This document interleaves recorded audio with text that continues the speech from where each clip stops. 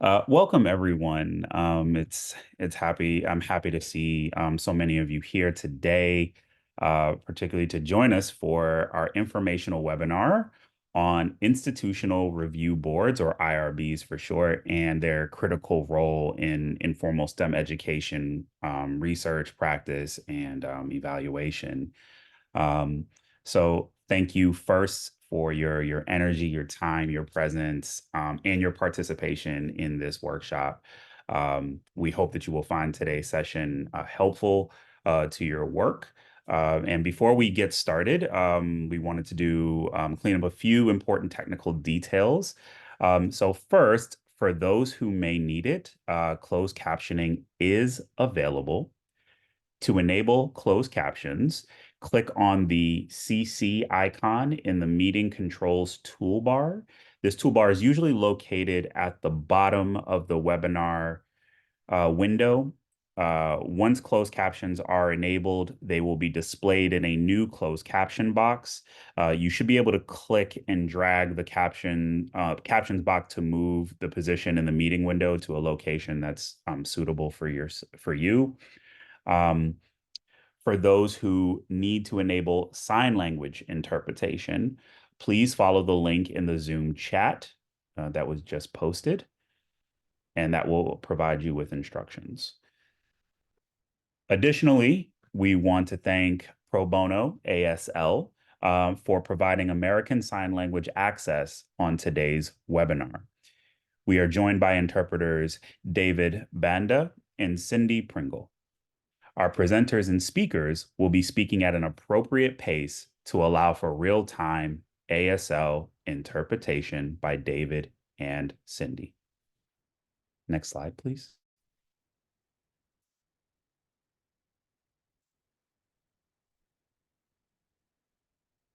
Let's begin with a short introduction of who we are, and we are the Revise Center, and we often just refer to ourselves as Revise. However, Revise is an acronym that stands for Reimagining Equity and Values in Informal STEM Education. We are the Equity Resource Center for the National Science Foundation's Advancing Informal STEM Learning, or AISL, program. This is a collaborative effort to advance equity across the informal STEM education field. Our efforts towards advancing equity in the field are guided by 4 core functions that you see here on the slide. The first being to promote equitable practices that support the AISL program and disrupt patterns of inequity across the ISE field. We also would love to cultivate a multi-sector, diverse community dedicated to promoting equity in ISE experiences and environments. And we think about that through events such as these that allow for us to come together, to network, to share learning in a space where we can reciprocally exchange information and commune. Third, we like to raise the visibility and impact of equity-focused research and practice in the ISE field and its contributions to the overall STEM endeavor. In short, we like to amplify the great work that you all in this room are doing and all of the work that you have yet to do in order to advance equity. And we love the idea that we get to do this alongside you. And last, we would like to support AISL, PIs, and prospective PIs and partners in enacting their commitments to equity with respect to research and practice.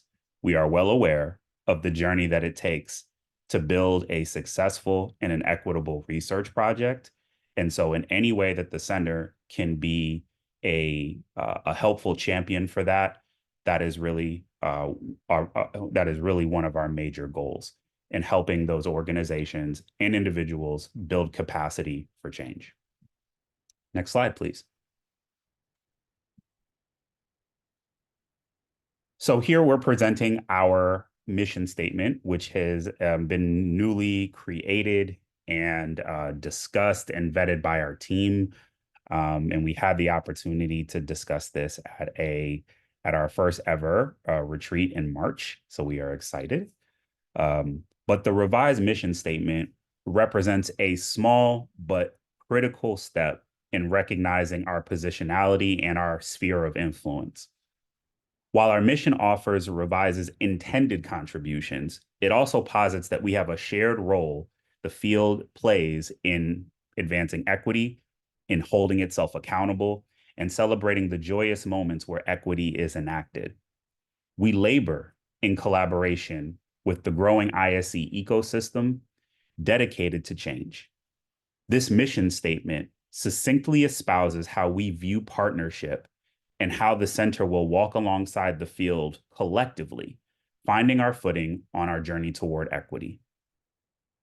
The revised vision statement below is intentionally devoid of academic jargon. So we envision an equitable world where STEM is for everyone, led by everyone, and belongs to everyone. And it is devoid of academic jargon and seeks to make this an enduring statement that is accessible to all readers and distills our language to its simplest ideals. Collectively, our mission and vision statements and other documentation shared by the Revive Center are fluid, and they're in a constant space of evaluation and re-evaluation. And we will be looking to you all to help us find better ways to articulate both the mission and vision. This means that we are actively, as a center, engaging in research, collecting input from you, the ISE community, and drawing on equity-centered practices and resources to refine these statements. Next slide, please. And just to give you some more background, the Revive Center team is made up of diverse talents and experiences, each contributing to our collective work. And I'd like to invite the Revive team members who are present today to introduce themselves, and starting with our principal investigator or PI team. So I am Stephen Alkins. I am the Director of Vision and Accountability. And I believe we have Lisette on with us. Hi, everyone. Lisette Torres-Gerald, co-PI, Director of Operations and Communications, and also work for Turk. And I believe that's it for our PI team. I know Fatih is on a plane right now, and I think Diane is in a meeting right now. Well, I'm on the call. Oh, okay. Couldn't see you. All right. There we go. I'm Diane Miller. I'm one of the co-PIs. I'm Director of Affiliated Programs and Research to Practice, and I also work at the Detroit Zoo. Thank you for that. And next slide, please. And if our very essential like Revive Center team would love to introduce themselves, please feel free to do so. I start with Yvel.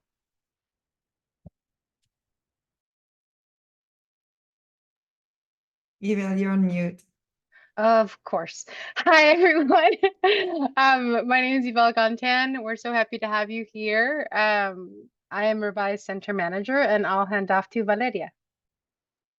Thank you, Yvel. I'm Valeria Alderete. I'm the Content and Communications Coordinator. Happy to have you all here with us. I will pass to Sanna.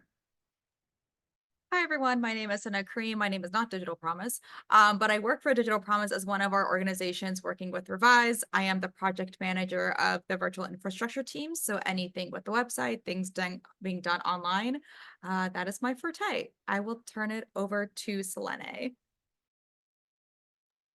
Hello, everybody. My name is Selene Gonzalez Carrillo. I'm the project manager for the Communities of Practice, and I get to work with this wonderful team and our affinity work with affinity groups and interest groups and Communities of Practice. Really excited to be here. I'll pass it over to Kim. And if she's not here, Kelly. Trying to see if she's here. That might just be me, though. Is anyone else here from our team? I see some advisors. I'm tempted to, but I think that's it from the. Yeah, I'll pass it back to Stephen. Oh, Valeria. I went. I did a quick one. Okay. All right. So next slide, please. And once again, thank you for joining us today. Revised webinars like this one are designed to inform AISL project teams, prospective PIs and teams who are seeking AISL funding or NSF funding in general, and the broader informal STEM education community, from new researchers to longtime principal investigators. These webinars are designed to support you on a range of equity-centered topics. Looking ahead, as you see here, we have an exciting lineup of webinars coming up. Here's a quick overview of the schedule. We invite you to explore the lineup and join us for these sessions. For more details on each of these upcoming webinars, including times and registration information, please visit this link, or you may scan this QR code. I believe that is it for our announcements. We do hope to see you at future events. Now, as we dive into the focus of today's session, I will hand things off to Tara Robillard, one of our revised advisors and senior researchers at TURC, to lead and guide us through today's session. Welcome, Tara. Thank you, Stephen. It's a pleasure to be here today, and I'd like to thank you all for coming. I'm excited to share with you some information and basics about IRBs and what those are, and how they are important and play a role in research that you may be conducting in informal STEM education settings. I have been a researcher and evaluator and materials developer at TURC for 23 years. And I come with expertise not only in collecting data and working with participants in research in these settings and in formal education settings, but we have a unique situation at TURC where we have an IRB that's a registered IRB with federal ride assurance, which are things that I'm going to talk about a little bit later. And our IRB at TURC is made up of other investigators and researchers and external members as well, but mostly it's people that are really doing this work of conducting research in formal and informal STEM education settings. So we feel that we have a special way to relate to the kinds of work that's being done in these settings, whereas other IRBs may be focused more on medical and clinical research and things like that. So next slide, please. I'd like to start with some goals for what I'm going to share today. We'd like to provide some general information about institutional review boards and the role that they play, especially in informal STEM ed work and environments. I'd like to break down and kind of demystify and explain some of the federally mandated regulations and procedures that IRBs use to ensure the protection of human subjects in research. I'd like to offer some suggestions and examples and additional information and resources to help you understand and comply with these regulations so that you can apply them in your own projects and work. And to answer your questions. So I'm going to present some information, and then there's going to be a lot of time at the end, hopefully, if I can get through this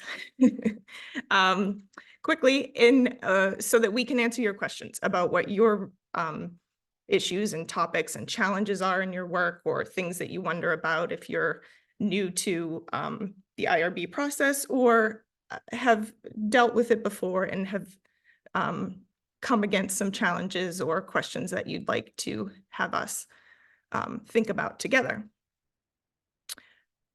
To help me with that, there are some other revised advisors on the call and other members of TURC's IRB. Oh, I will say that I'm not currently a member of TURC's IRB, but I have been the chair of the IRB at TURC twice in my 23 years and have been a member of the IRB as well. I also do quite a bit of consulting and special projects when the IRB needs someone to look into an issue or some policy and try to make our procedures a little bit more user-friendly for our organization. Next slide. So the key topics for today, I'd like to go over the regulations and policy without and trying to make it a little bit more accessible to all because it is very intimidating sometimes to kind of weed through what that all means. And so I'd like to try to give some clarity on that. I'd like to talk about what IRBs are and what they do, and break down the IRB review process of reviewing projects and making determinations and giving advice about how to protect participants. And I'd like to go through some of the important practices and considerations for doing that. Next slide, please. So it would be hard to talk about regulations and policies without mentioning the Belmont Report.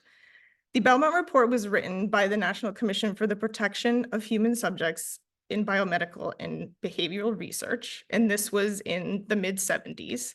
They were charged with identifying the basic ethical principles that should underlie the conduct of biomedical and behavioral research involving human subjects, and developed guidelines. Valeria is putting the link to the Belmont Report in the chat. As I go along, I'm going to be referencing a document where we've compiled some links for you to access if you'd like to read more about any of these policies, procedures, and considerations and things that I'm talking about along the way. And we'll make that available as a document at the end as well. In the Belmont Report, there's 3 key principles. One of them is respect for persons, which is the principle of informed consent. Beneficence, which is maximizing benefits and minimizing risks. And justice, which is fairly distributing costs and benefits. So these really underlie the federal regulations, and they are the history behind where they came from. Next slide, please. Another organization that I'm going to talk about a lot is the Office for Human Research Protections, or we refer to it as OHRP. They provide leadership in the protection of the rights, welfare, and well-being of subjects involved in research conducted or supported by the U.S. Department of Health and Human Services.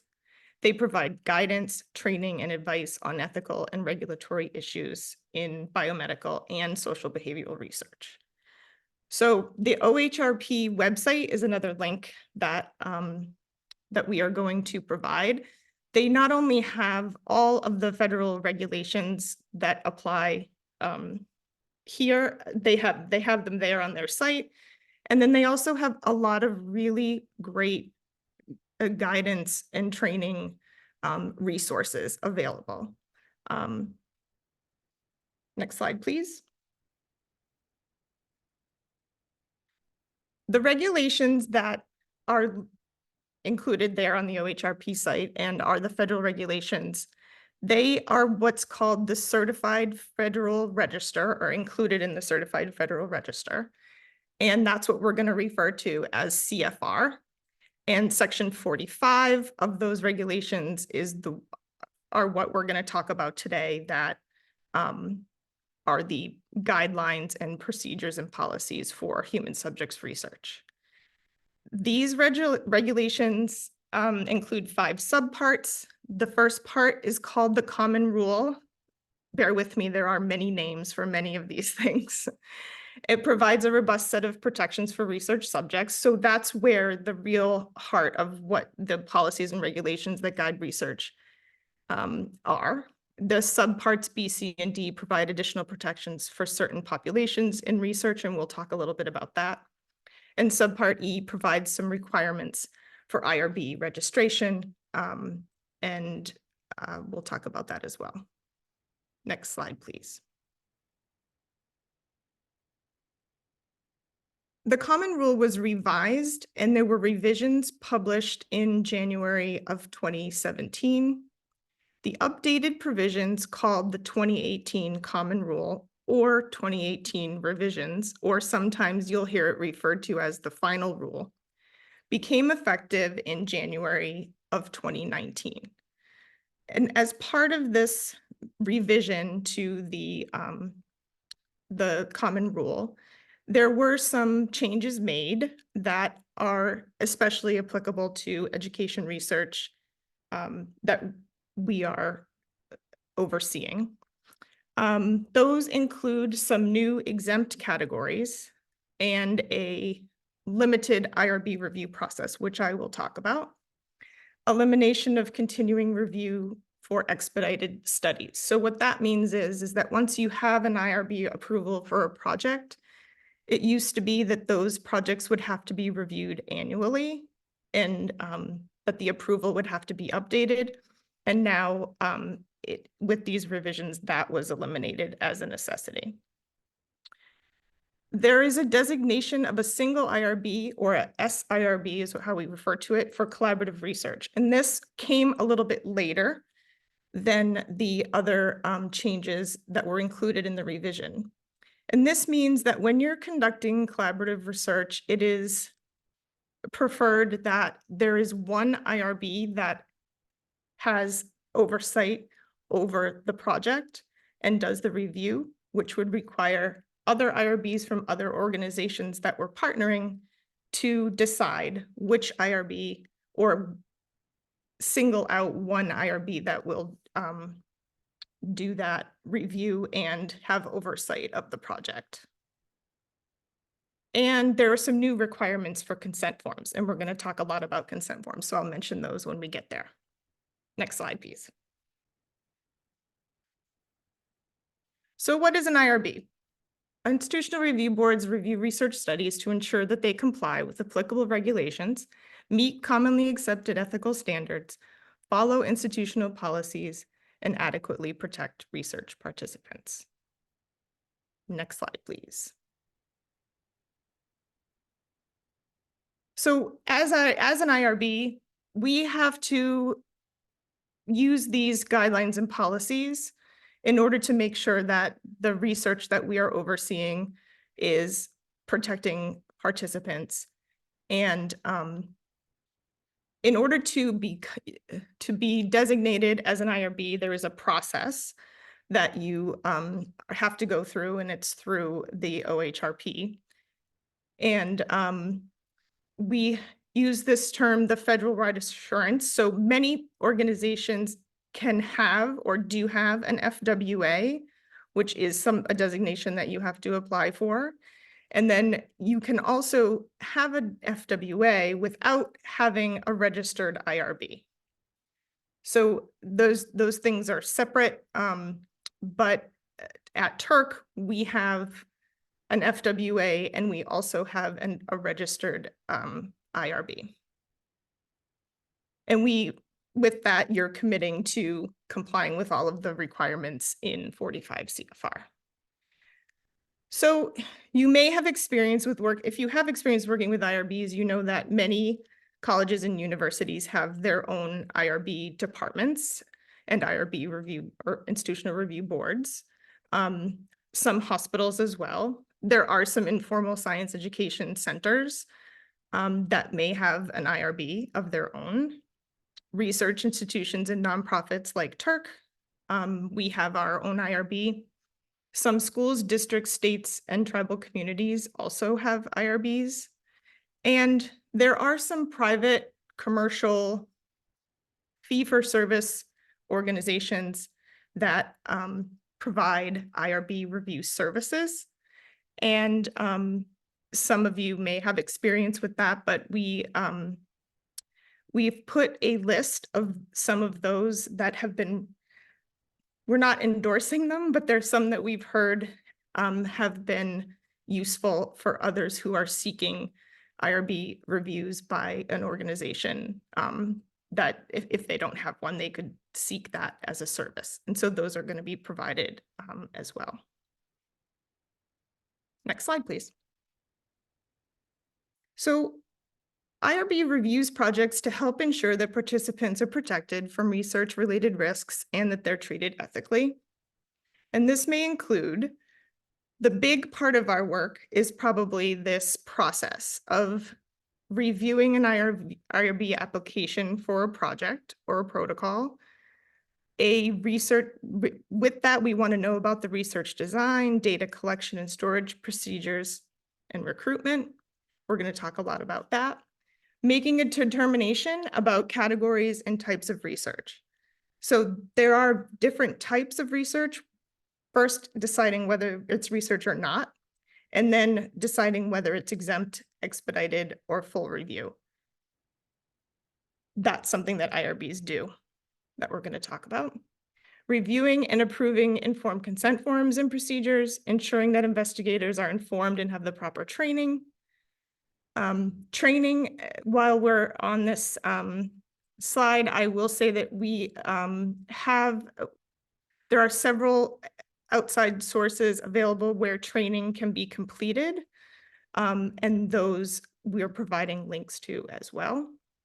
The OHRP has, as part of their resources, a course that does not have a fee, but some other IRBs might require training from CITI, and there's several others that are included there. And we can answer questions about training if you have those as well. We review and approve modifications to projects. If anything changes once a project is approved, it's the responsibility of the investigators and researchers to come to IRB and say, you know, something has changed in my project. Will you review it and approve it?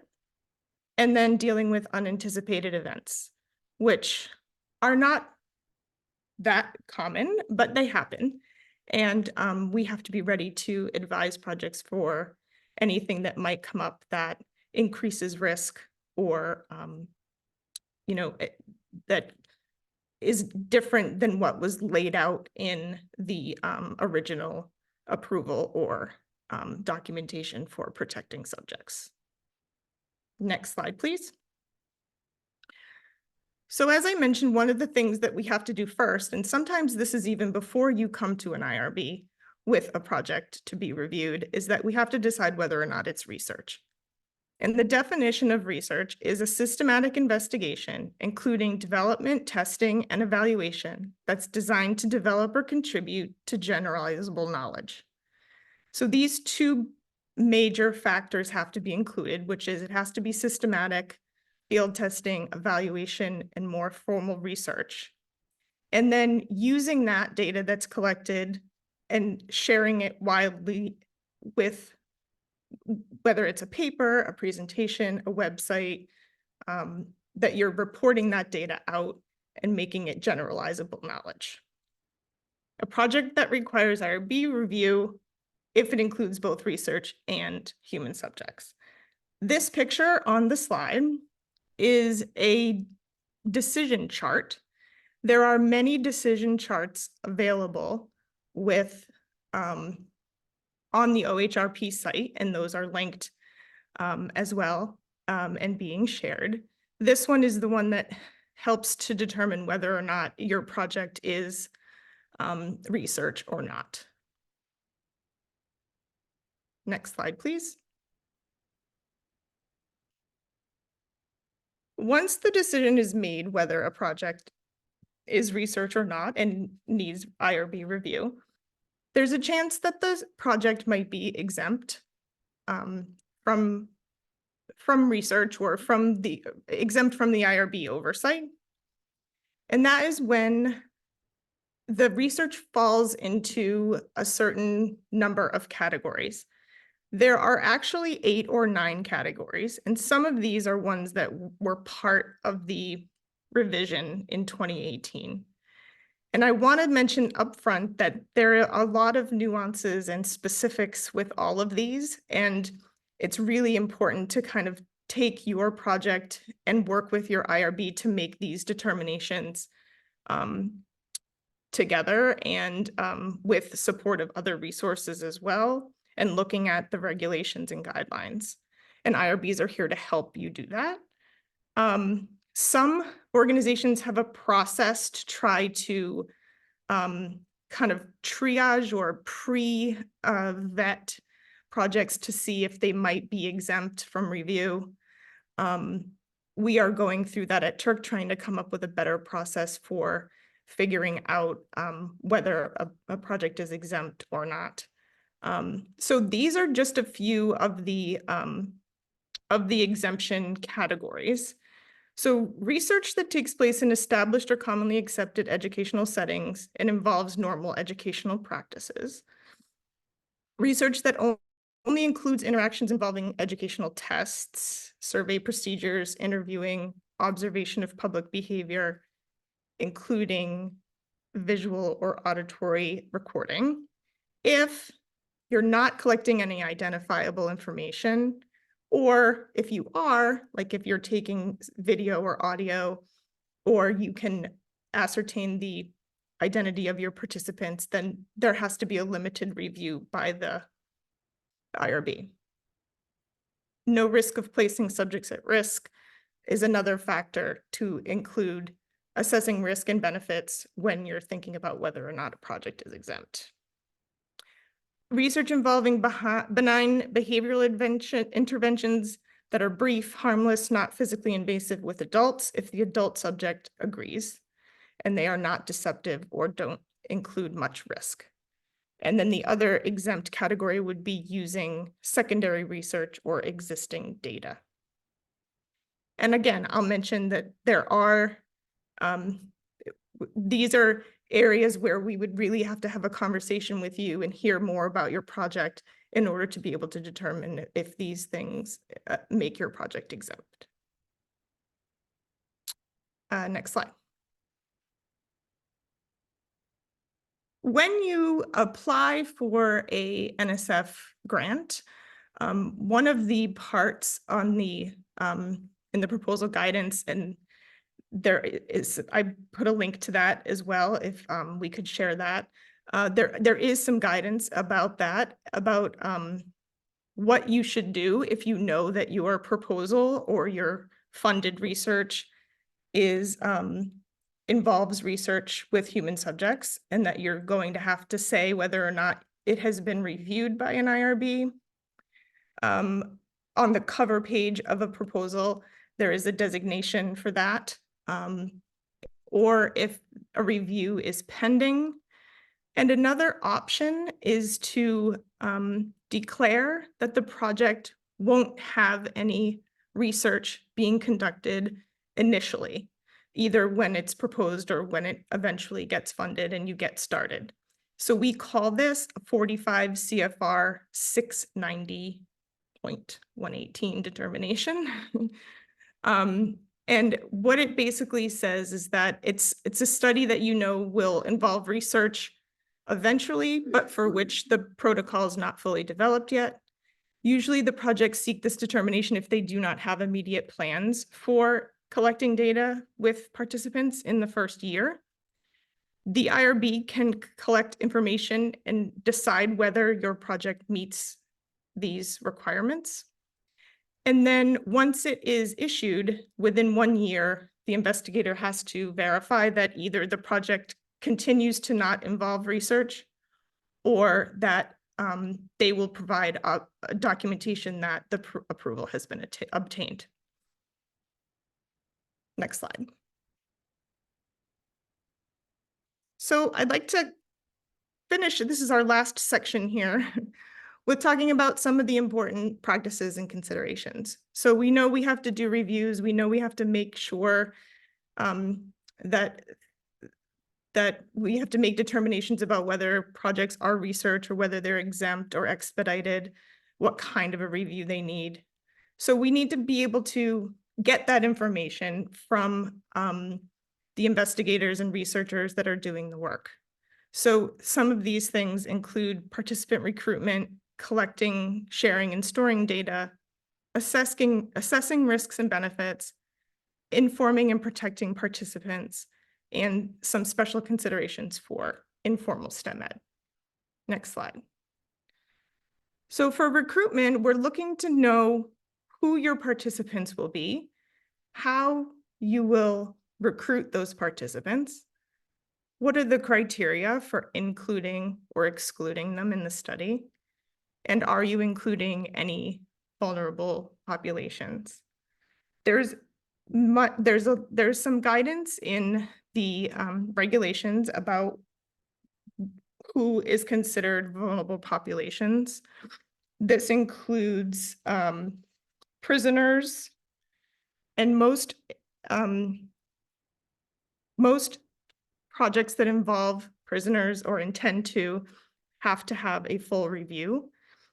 So IRBs are there to provide some guidance on that. People who are, it used to be that pregnant participants were included, but that was a change in the final rule. Anyone that is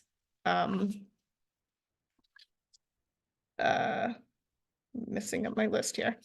Anyway, there's some participants that we want to make sure are being, that all of the risks and benefits are being considered, and those we need to pay special attention to. Children are definitely included in that category as well.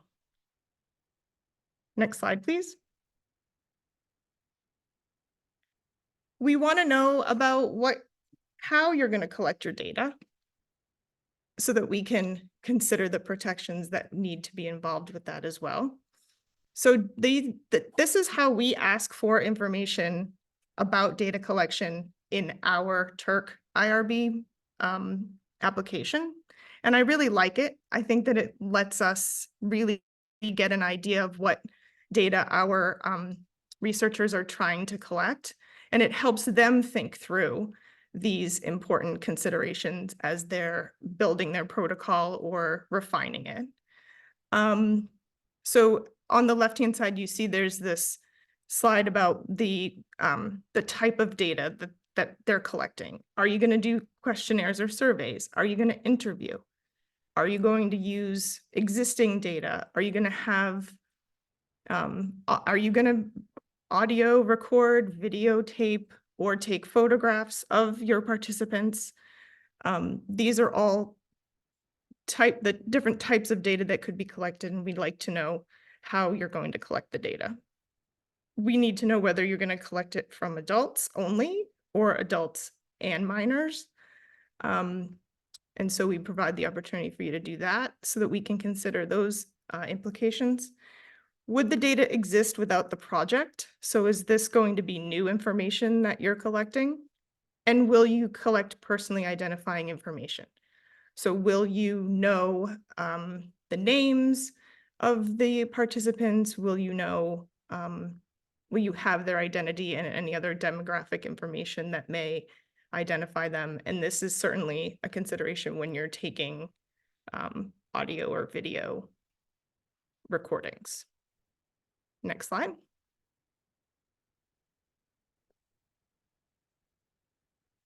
Sharing and storing of data. So one of the things that IRB wants to help you think through is how you're going to protect your data, how you're going to keep the risk of data being exposed or shared in a way that's not good for the participants and opens them up to additional risk. So we're asking about how you will share the data. So will you be presenting it at a conference? Will it be shared widely on the web or in print? How will you also store your data? So will this be electronically? If you're doing an online survey or something like that? Will it be that you have artifacts and data that you need to store in a physical space? And how will that work? How will you protect it? So what's the procedure for keeping things confidential? Will it be password protected or locked up if it's a physical data? Who will have access? So we want to know, is it just the people on is it just researchers that will have access? Is it other partners? at any time during the collection and analysis and sharing of data process who will have access to the data. And I wanted to mention here that some of you might be familiar with the data management plan that is required for most proposals. And there is a lot of information that needs to be included in the data management plan that applies here. And we always advise that researchers make sure that it's consistent what you put in your data management plan and what you are saying you will do as far as how you will store and give access to data, especially in the consent form process. There are regulations for storage of data and consent forms after projects end, and the regulation is that all data and consent forms must be kept for 3 years and then can be destroyed. And I know that there are some issues that we can talk about sharing of data after a project ends, but the regulation for the actual just physical storage is the 3 years after the project ending. Next slide, please. We want to help you think about the risks and benefits of your work, of the research that you're conducting. We want to know how. We will ask you to tell us about how your participants will directly benefit from participation in your research, other than just from a sense of altruism or greater social good. What are the potential risks to participants through their involvement? It's not necessary or sometimes possible to eliminate all risks, but we want you to make sure that you're being clear and explicit about what the risks may be. So we try to help talk through those. What steps will you take to minimize any possible risks, if there are any? And how might unplanned disclosure of information from your project place participants at risk, either of criminal or civil liability, or being damaging to their financial standing, employability, or reputation? Next slide. Now we've come to consent procedures. So as we're reviewing a project and we now have this information about the kind of data you're collecting and who you're collecting it from and who's going to have access to it and how you'll be shared, then we can really start to make some considerations, especially if it's an expedited project where children are involved, or we know that identifying information is going to be collected, and that we want to make sure that your participants are fully informed of what they are agreeing to participate in, and basically give their consent to do so. And in the case of children, it's asking parents for their consent for their minor children. So we want to know who you will be obtaining consent from and how. Will it be verbal or written? Will it be electronic or online, like as an intro to conducting or to participating in a survey? What are your procedures for gathering consent? How obtaining written consent from parents and guardians of minors, along with verbal or written assent from the minor. So we do require that once a child is of a particular age, it differs, but once we know that they are able to understand what's being asked of them as a participant in the project and what kind of data that's being collected from them, that is explained to them, and that they also give their assent in order for them to participate in the research. There is a whole set of regulations and options for waiving informed consent or documentation of consent. And this happens when situations where linking the data or linking the identity of the person filling out the consent form might cause risk Whereas if you didn't have their signature on the consent form, that you wouldn't be able to tie them and their data to the project. So there's a number of considerations there, but I just wanted to mention that it's a possibility. Next slide, please. As you can see, there's a lot that has to go into a consent form.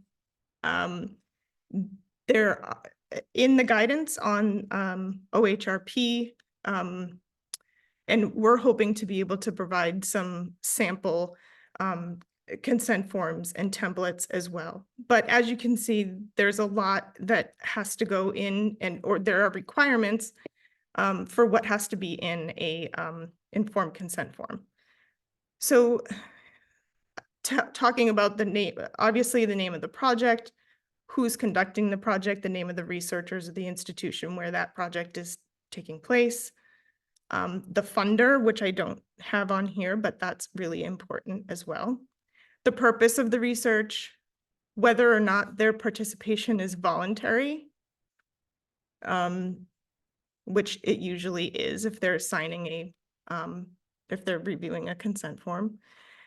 How long their participation will be, the data collection methods and procedures, how and where the data will be shared, how and where the data will be stored and who will have access, the risks and benefits of the study, a statement about being able to withdraw the study without penalty at any time,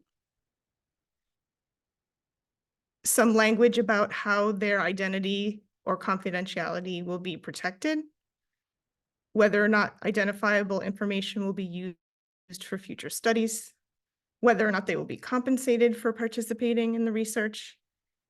And there should be a section at the end where you provide not only the PI or the researcher to contact, but also the IRB that approved the protocol and the consent process. So you can see that there's many things to include, and that additional challenges, next slide, that we need to make sure that it's not only does it contain all those things, but that the reading level is appropriate and that it's easy to understand. We recommend between a 6th to an 8th grade reading level, no higher. That it is in a language understandable to the subject. That it's organized in such a way that facilitates comprehension and it eliminates jargon and uses words that are short and easy to understand. So this, I would have to say, is one of the most challenging aspects of being compliant with IRB regulations and informing participants in research. It's challenging, but we are also here to help that happen. And that's why it's so important that we gather all that information in order to be able to guide you in this process. And we also would like to, we intend to give some resources to help with that as well. Next slide.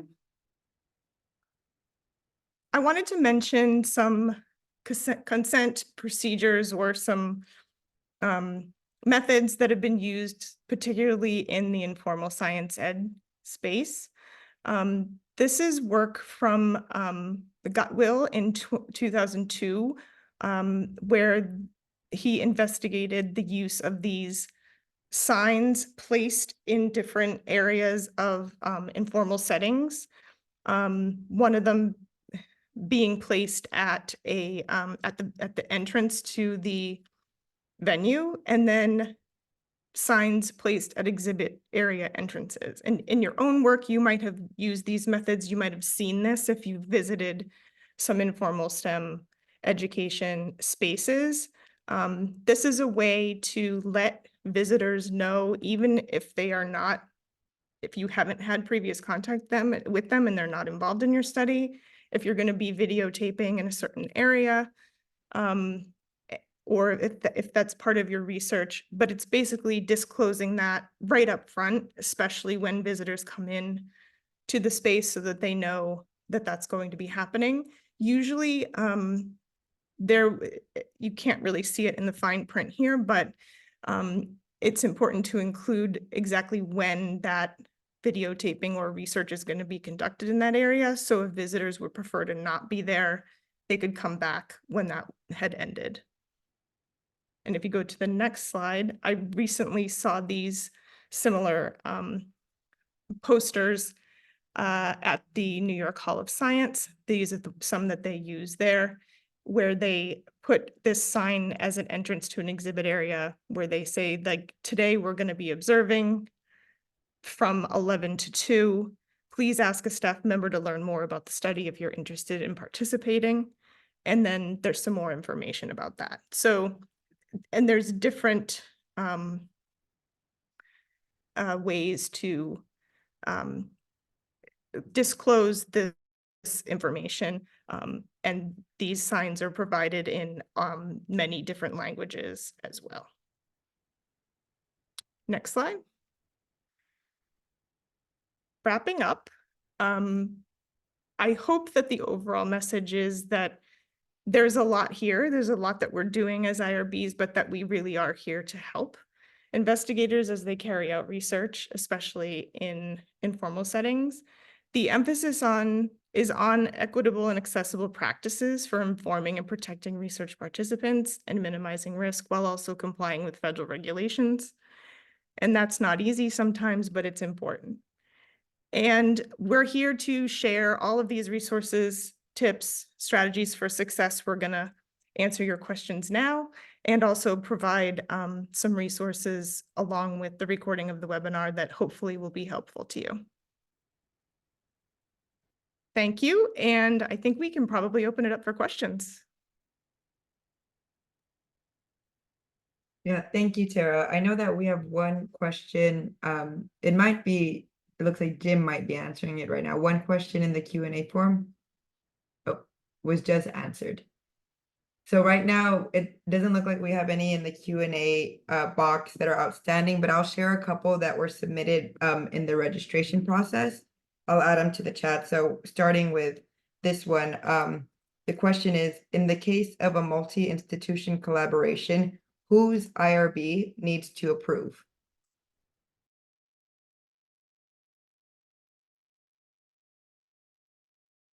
I'll start, and then if any of my colleagues want to jump in there and speak about their experience on this, I can happily turn that over. So this is part of what I was referring to as that single IRB rule. So really, if you're in a situation where multiple partners or multiple organizations all have an IRB, then the project leads will have to decide which one they want to have be the IRB of oversight for the project. There is a process for what we call reliance.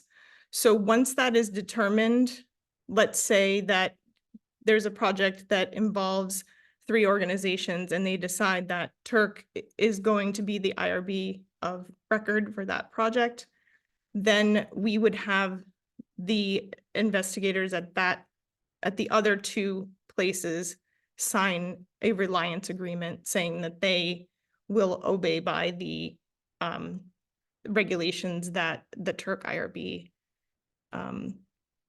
puts forth with the review and approval of the project.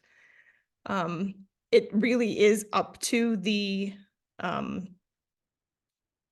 collaborators, I would say, and that is just something that they would need to work out. And sometimes it's easy because only one of the organizations has an IRB. And other times, maybe they all do, but anybody want to add to that? Hi, everyone. My name is Santiago Gasca, and I am the current chair of the IRB here at Turk. And the only thing I wanted to add is that sometimes institutions can be persnickety. So depending on who the prime applicant is, who is getting the funding, and each institution might have their own policies as to who is the whose IRB needs to run things. I just wanted to add that. And I was gonna take the follow-up question, sorry, another question about using AI to analyze data. That is a fraught subject right now.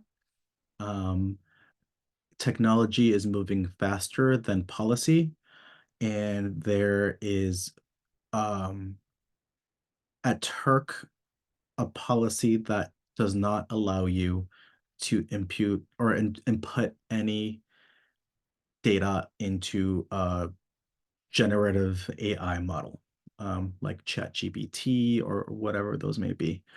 And we recommend that we based our policy on reviewing lots of other university policies. So I would say no, unless you get specific permission for that.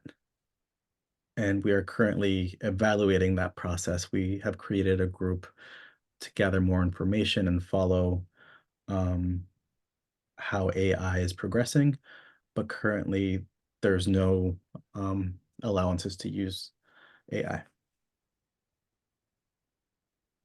Hi, I'm Jim Hammerman. I'm also at Turk and a researcher and evaluator on a whole variety of projects. And the question about how to navigate which IRB should be in charge is a complicated one. And and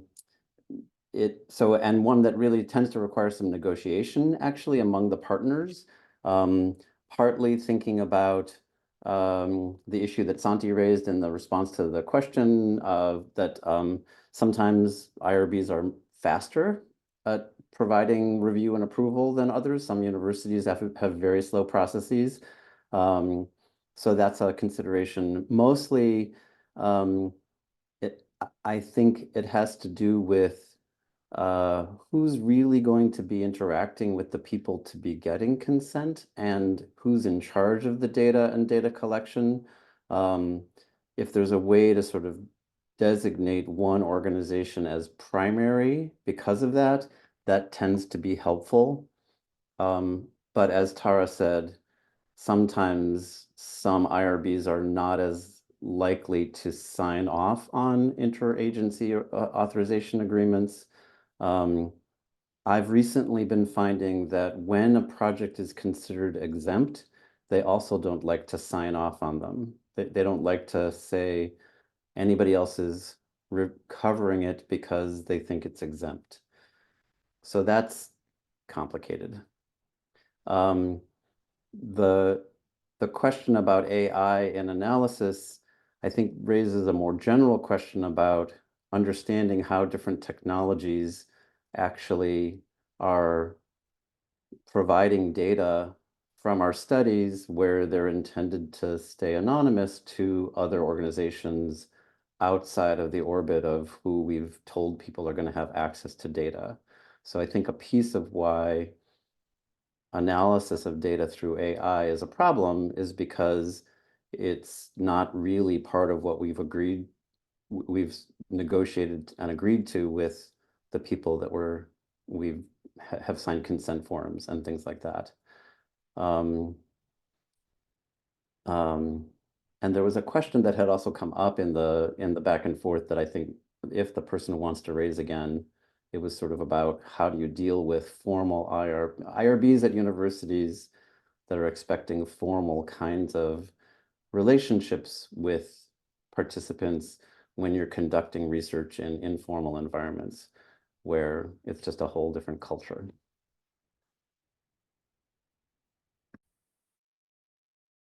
Nuria?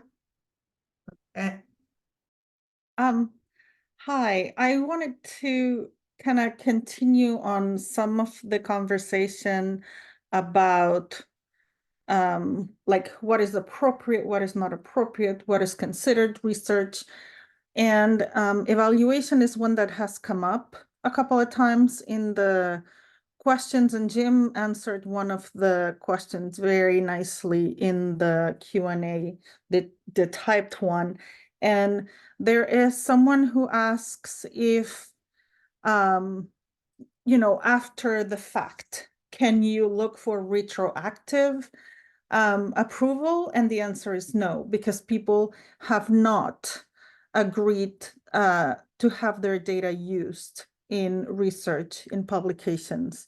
So at Turk, one of the things that we do is that we look for IRB approval from the very beginning so that these things don't happen. And if you, because interesting things happen all the time in research, right? And in evaluation.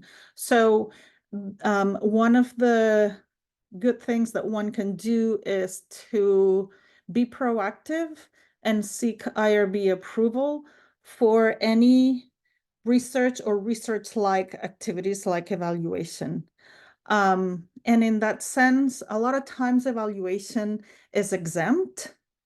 And if you have an IRB exemption, you can still publish from it and you've done your due diligence. So in that sense, it might actually be a relatively quick process to seek IRB approval for that kind of work. So in that sense, that is my recommendation. Also, there was somebody asking about whether Microsoft, IBM, etc., funded research if IRB is required, and the answer is no. It is not required. IRB is required for federally funded research. However, you want to check with your funder and make sure what they expect. And like in my previous recommendation, if you're expecting to publish from it, many journals expect you to have a statement in your article saying who covers your IRB, your ethical review process. So even though you're not federally required to have an IRB for a non-federally funded project, journals expect it. So like before, it might happen that your project is exempt and it's a quick process and you've just covered your bases and you can go from there. So I would check with the funder and to probably do the process anyway, just because, the expectations of journals.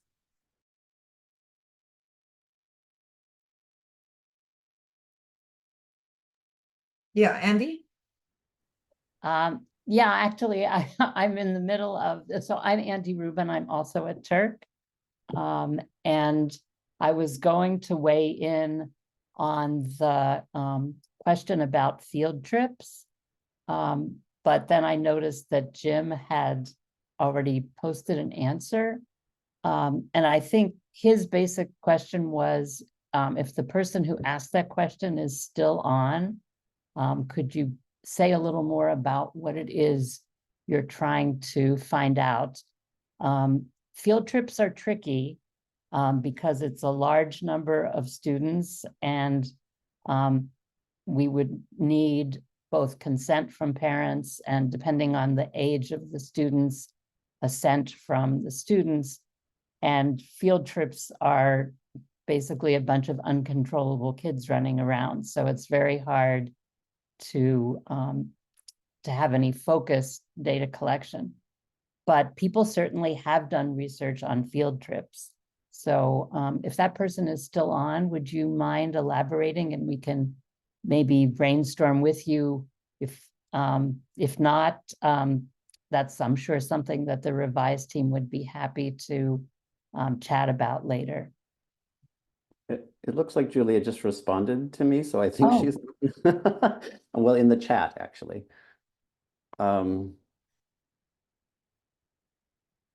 I see, they can't come off mute. That's problematic. Okay, so what Julia wrote is, I'm curious about the equity considerations for working with students who are minors, since some students might decide to participate and others may not, but all students might be required to be in school. What are the equity considerations to make sure that participants and non-participants are treated fairly? So that's a very good question. And that's part of why I said everybody who has permission to be on the field trip still needs to go on the field trip, whether or not they're participating in the research. I think the part of the question is, what kind of data are you collecting about, and will that be on site at the field trip? In which case it is a little tricky to identify which students you can collect data about and which ones you can't. But if you're going to go back to schools and ask questions about what kids have learned or how they felt about the trip, you would then be able to, and which might be something they do in class anyway, you would then limit the data collection to the ones where you had permission from parents to be part of the research. There sometimes are ways where if the observations are done anonymously, so you're sort of observing the general behavior of students in an exhibit, it's public behavior, and so then you need to let parents know about it, but sometimes that's okay if it's not tied to individual students. So you would need to be thinking carefully about what your data are, where you need consent from parents, where you're going to identify students, and talk to and navigate that with your IRB.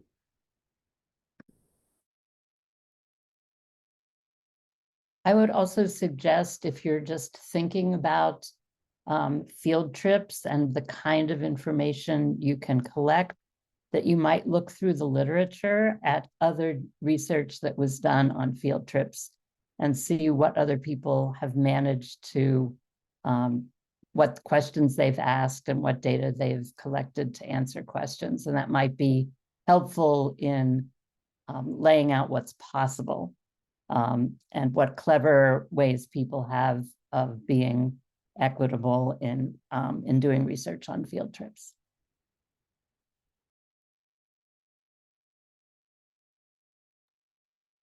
There is a question in the Q&A chat that I think it's a little unclear.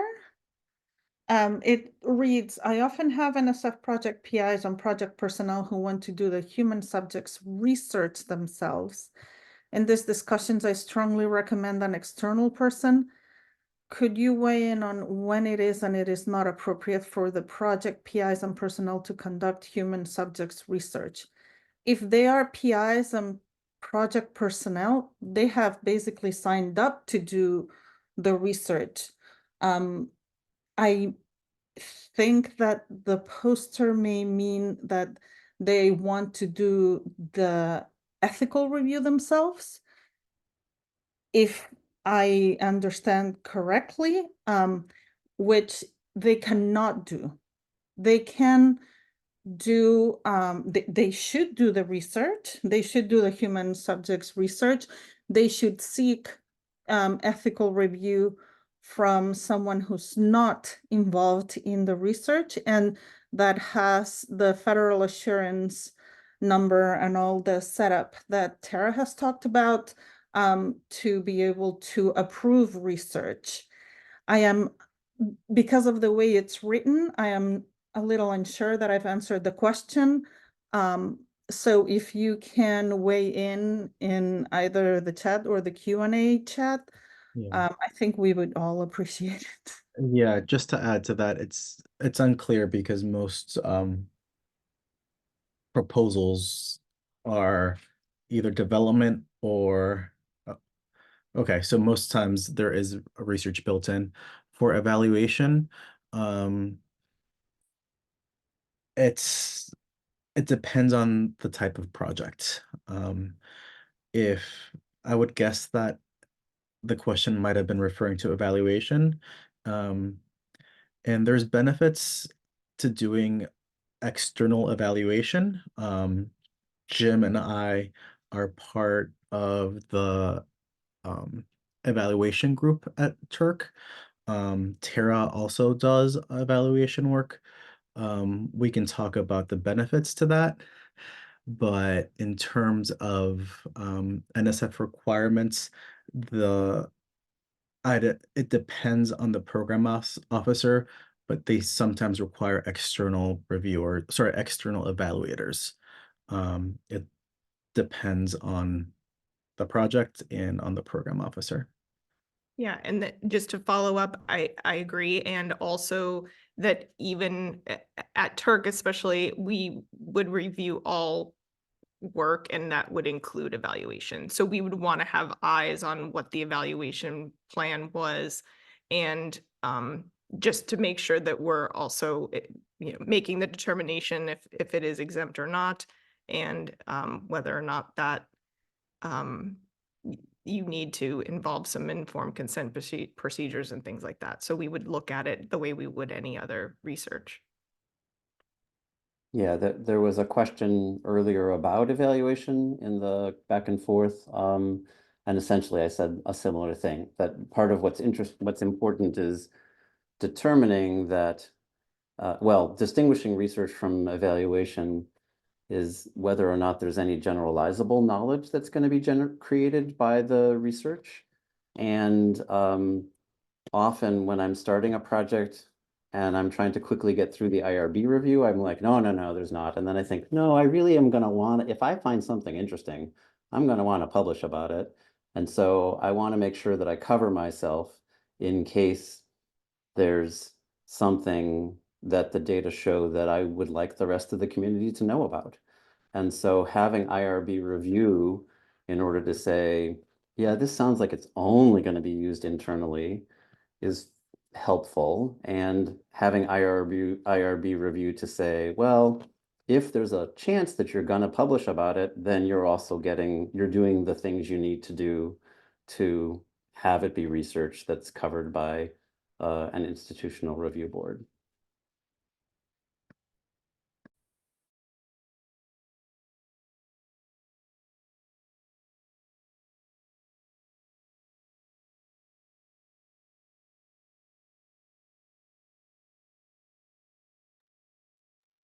Actually related to that, Tara, that you talked about the data management plan. And one of the things I know, so thinking about all of these IRB issues when you're writing the data management plan and the proposal is important. But I'm wondering if you have experience where in the process of getting IRB review, people realize they need to change their data management plans and what they need to do about that.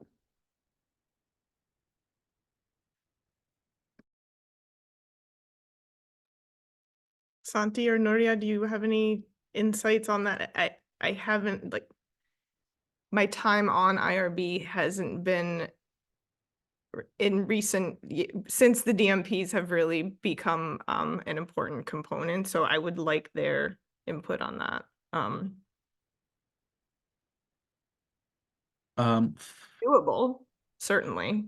And you want to make sure that it's consistent. I think that that's really the key, is making sure that there's consistency across, and that whatever you put into your consent forms in that process is what you, and even if you have to go back and change, I mean, on the IRB side, that's something that definitely would be included in a modification to a project. At least on an annual report. Yeah. To say that things have been updated as you've gotten IRB approval. Yeah. In terms of proposals, data management plans are a lot of times reviewed by your institution or might have a specific format. But just make sure that you're considering any types of data that you're collecting and overgeneralize, as has been the theme of the day.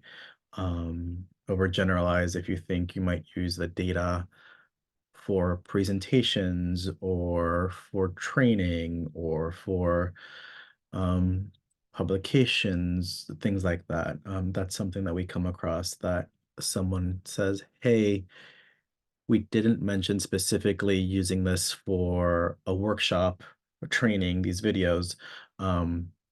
Is it okay to use? And we often say, let's look at the consent form. So that's something to be aware of.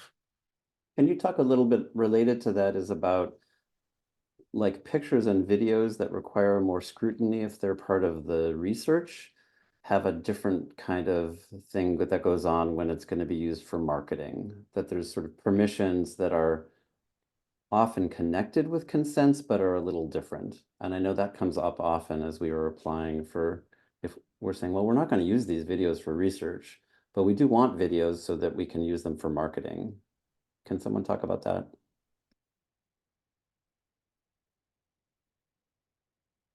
In terms of research, if it doesn't pertain to the research, then the IRB is not, it's not an issue for the IRB. However, depending on the situation, institutions might have media release forms, and that's like a different consideration that isn't necessarily under the IRB's purview. And I am unsure, I cannot speak about if there's any kind of regulations that limit that. A lot of times, school districts we've come across have their own media release policies that one needs to abide by. So sorry that I can't provide a bit more on that. But however, if a participant has provided consent to use their image or their video for research, it doesn't translate to then saying it's automatically okay to use in advertisement or something like that. And the Or vice reverse versa. is true as Yeah. well. And you don't want to use the media release signature as permission to use it for a research purpose as well.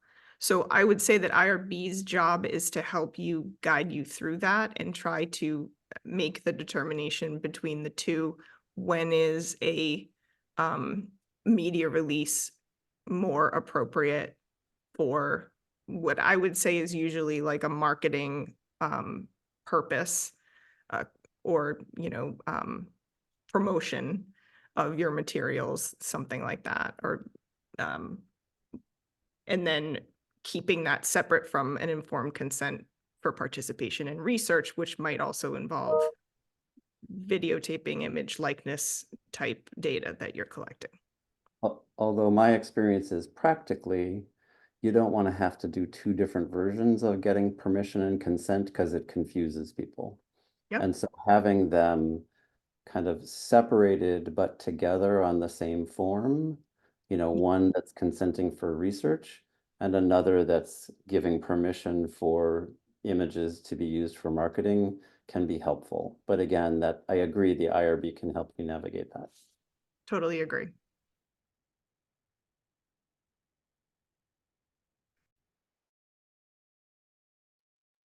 And in terms of when you're considering using videos or photographs for your research, think about what kinds of photographs and videos you need. Do you need to see people's faces or not? So for example, in several research projects that I've been PI or co-PI in, we use something called photo elicitation. So we ask participants to take photos. However, for us, having people's faces in the photographs is not necessary. And we ask participants not to take pictures of people to avoid issues of permissions like that. So the participants usually get pretty creative about the kinds of photographs that they send us, and they can be really expressive and creative. So just think about whether you need faces in those photos or not, because depending on what the population is, it might make it very easy to identify the participants in your study. So in the case of the research that I do, because it's a small population, there is a high likelihood of people being recognized. So for us, it's way more important to protect their identity than to have photos with people's faces on them. So consider what kinds of photos you want and need to use, not only from an IRB perspective, but also from the protection of your participants and the implications of having photos of your participants out, you know, in publications, presentations, workshops, trainings, and all that stuff.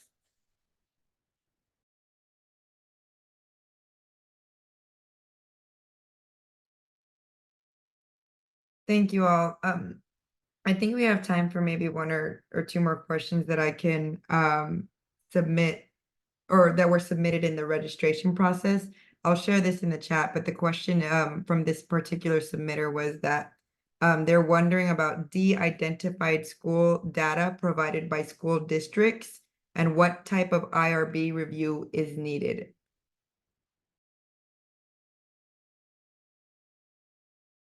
Can you repeat the question? Yes, I just added it to the chat.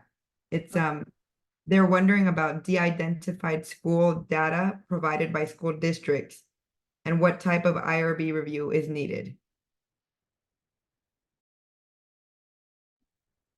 So I can't tell whether the research question here is an aggregated one. Like often, if the information is already in the school's data sources and they're providing it without any identifying information, I don't know whether this counts as kind of existing data sources, and therefore, if no, that it may be easy to get approval to use such data because it's going to be reported in the aggregate and not identifying any individuals.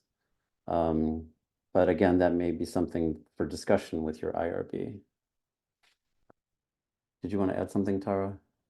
I was going to agree and just say that it's possible that it would be exempt based on the criteria that it's existing data that doesn't have any identifying information. My question would be wanting to look at what you were saying is really what is the research being done there? And so making the determination of whether it's even research.